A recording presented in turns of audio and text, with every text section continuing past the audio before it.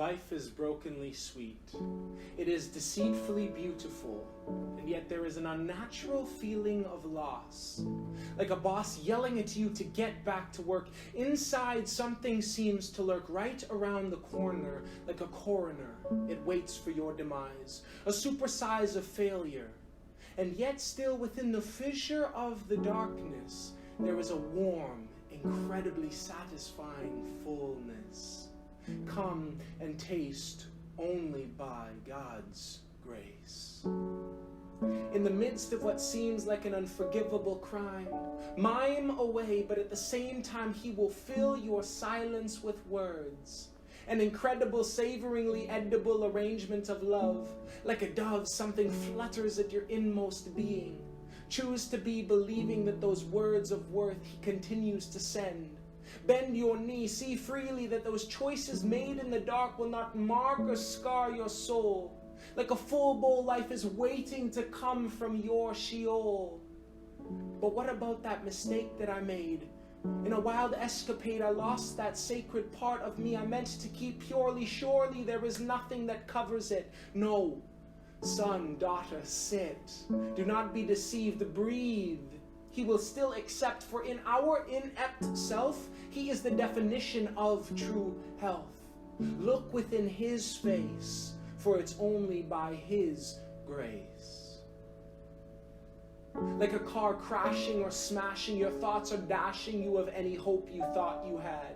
Sad it is, for you're running out of options. What are your future intentions? Mentions to yourself include how you would like to conclude it all. And what has become a perpetual fall, not standing at all and feeling quite small. Like Saul, you have been blinded. But like Saul, there is one who cries out to you. Look into the deep blue ocean of terror you stand in. There you will find him, the peace, the safety, the stately, overwhelming sense of his presence that is enough for you. Far from a charity case, I dare you, come and face his grace. Why grace? Because it's by grace through faith, saith his word, that we have hope. Like a soap opera, our lives would be perpetually lost without his gift.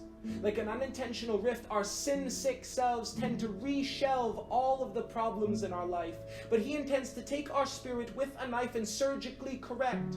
Shift the deck of cards that we've been dealing, revealing our true self. He wants to begin healing and sealing the wound. But first we must get across our self-centered bridge. Because since birth, an anthem of sin has been embossed. We are all lost. Only because of the cross do we have a chance. Enhanced by the fact that we are deprived, merely physically alive, but dead on the inside. We can't hide.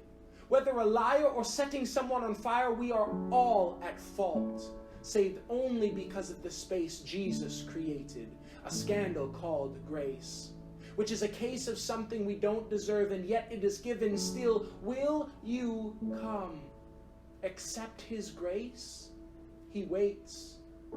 It may feel like you have forever, but forever quickly turns into never, or cancer, or an unwanted answer of where did my time go? Accept now his unwavering, grace-filled net of love. There's the shove. I've pushed you to the very edge. He's waiting for you to step from the ledge. Gently he waits to embrace. So accept today his unwavering, unrelentless gift of grace.